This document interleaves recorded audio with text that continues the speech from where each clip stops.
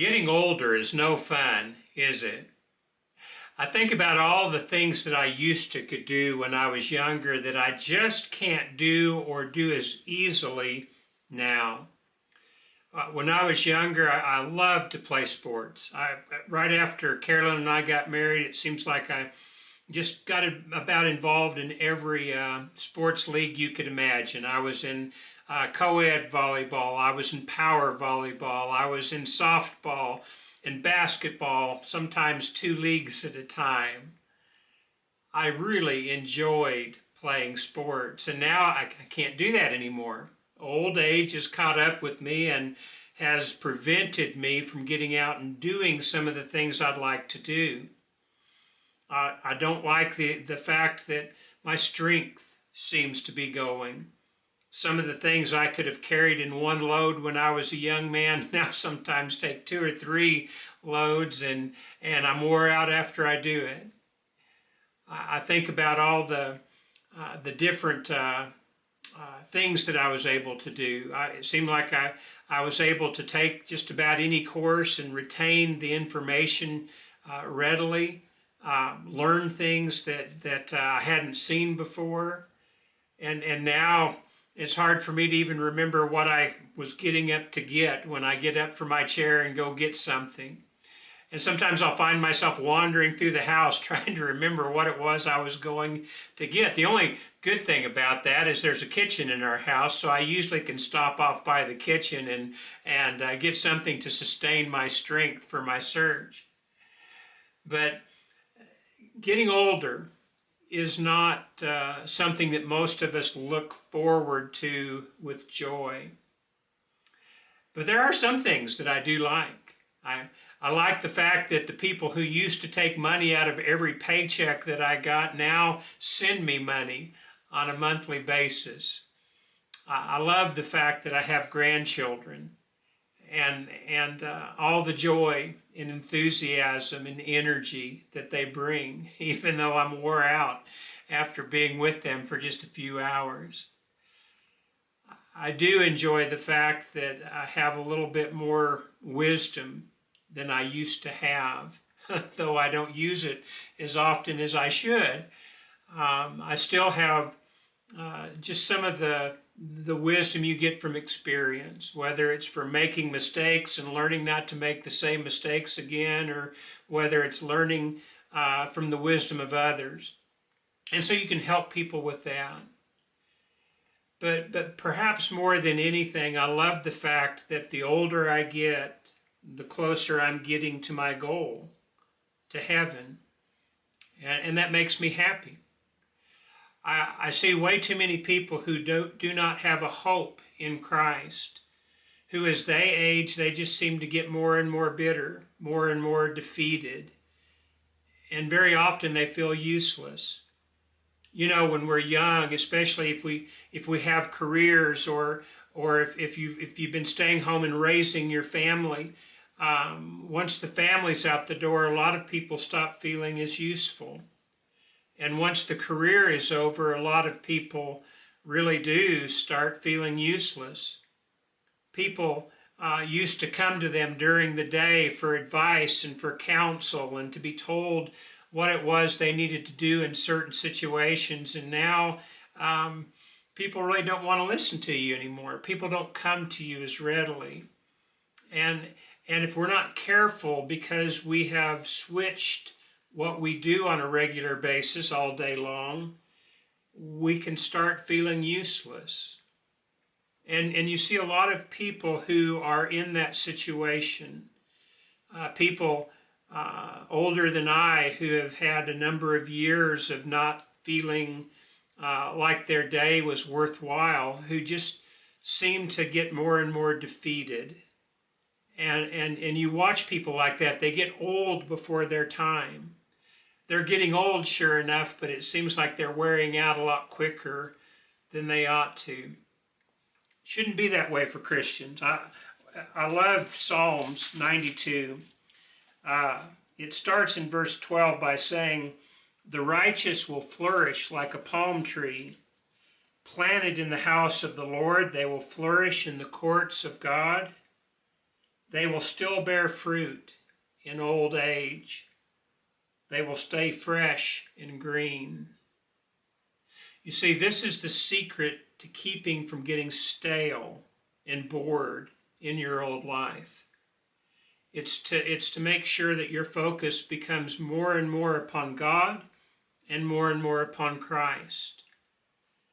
And living the way they want us to, because if we're righteous, we're told that we'll flourish like a palm tree, that just they'll bear fruit in old age. Are you bearing fruit if you're older? Are you satisfied with what you do? One of the things I was really looking forward to about retiring from preaching full time was the idea that I would then have time for daily articles and for occasional YouTube such as this, to where I could maybe reach a different audience than I had for the last 29 years preaching to the same congregation.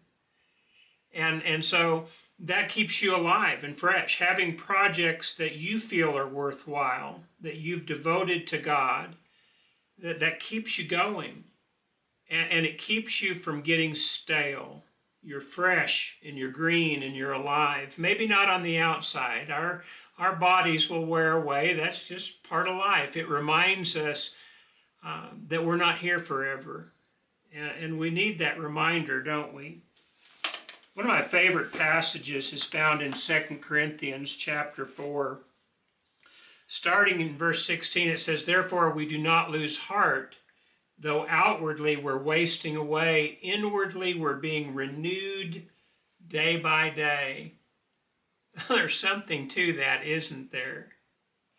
You know, we'll get up sometimes and we'll look in the mirror and we're just shocked at the old person that's staring back at us. Sometimes it looks like our parents, and as we get older, it might even look like our grandparents. And it shocks us because we don't feel that old on the inside, and that's good. That's the way that Christians ought to be, to where they feel alive because they're being renewed day by day. This is one of the gifts that God gives to us, by the way. I just don't know how people do it who are not devoted to God and who are not devoted to Christ. I know there have been times in my life where I thought I was a little bit too busy to get too carried away in that devotion. Maybe you are the same way. Maybe you're that way now. If you are, let me encourage you in this. The sooner you become serious about your duty to God, the sooner that your heart is fully devoted to Him, the happier you will be. And you will have that even though outwardly there are things you cannot do because your body is growing older. Maybe you can't jump out of the gym anymore. Maybe you can't run faster than other people anymore. Maybe the closest thing you can come to a run is a quick pace shuffle.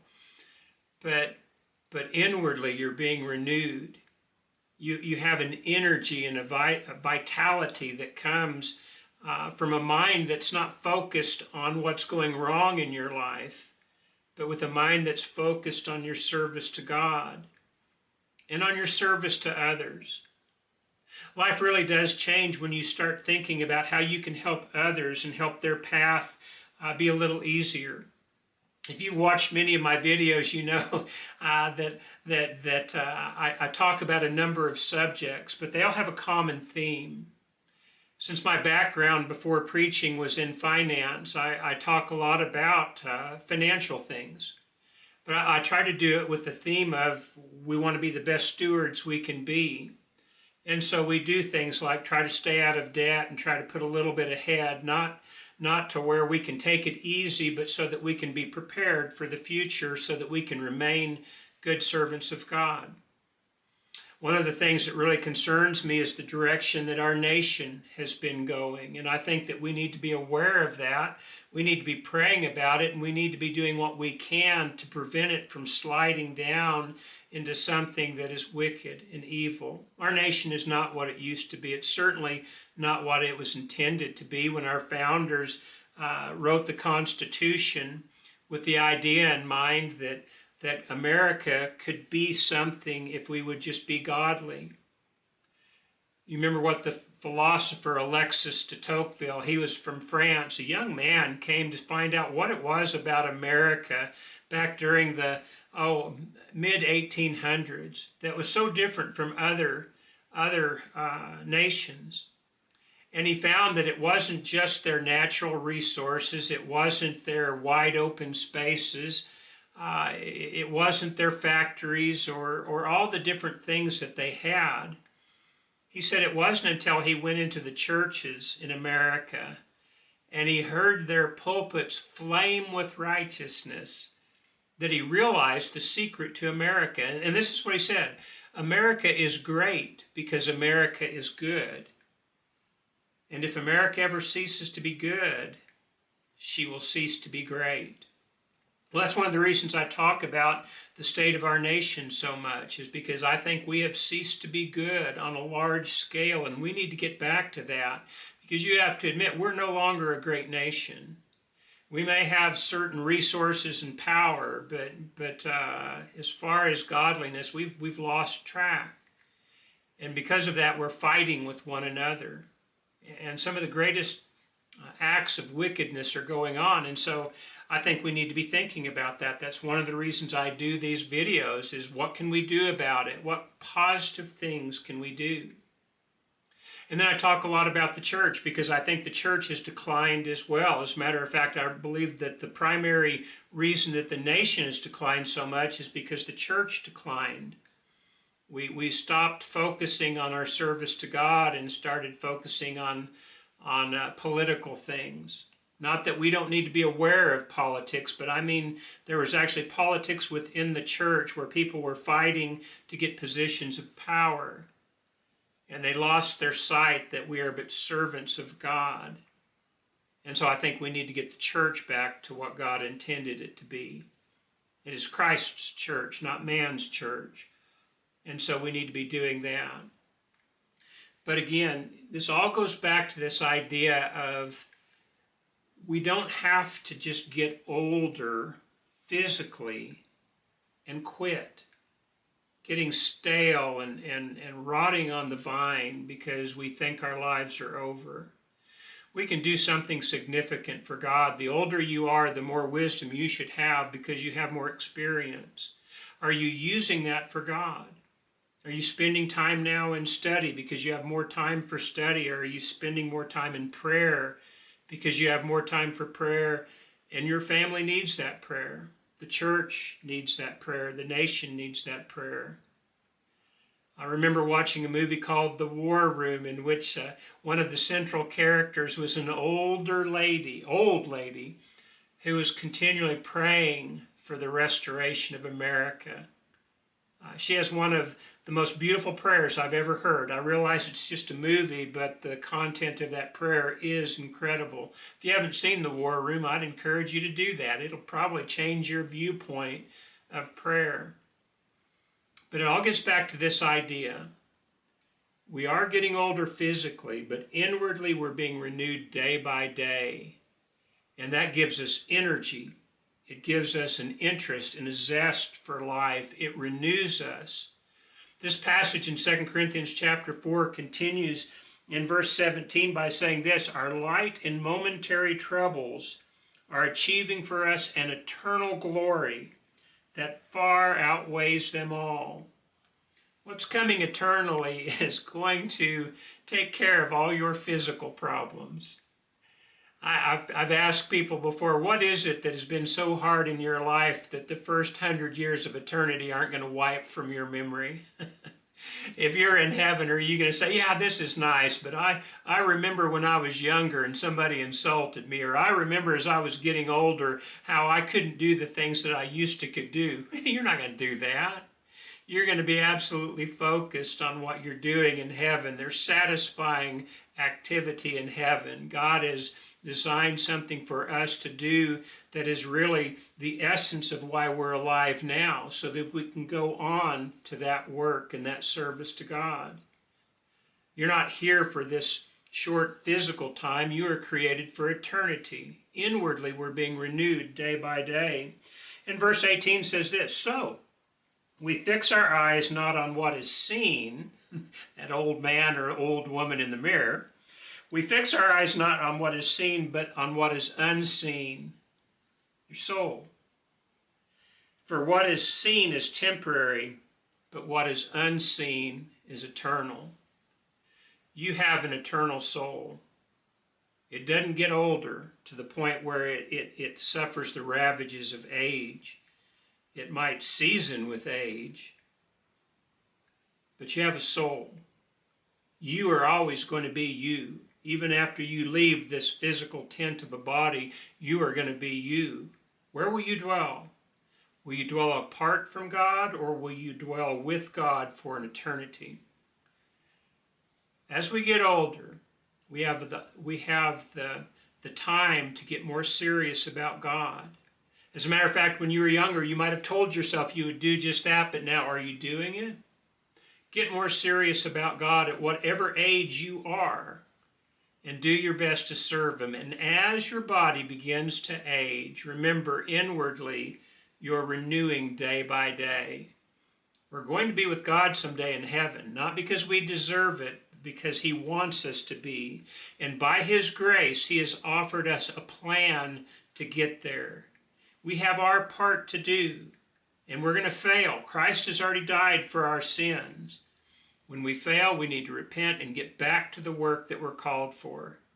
And as you pass the time, you're not getting older. You're getting closer to what you were created for in the first place. An eternity with God and Christ in heaven. A tremendous reunion with the righteous people who have gone on before us. What a marvelous life this is. Have you been feeling sorry for yourself because you're getting older? Well, welcome to the club.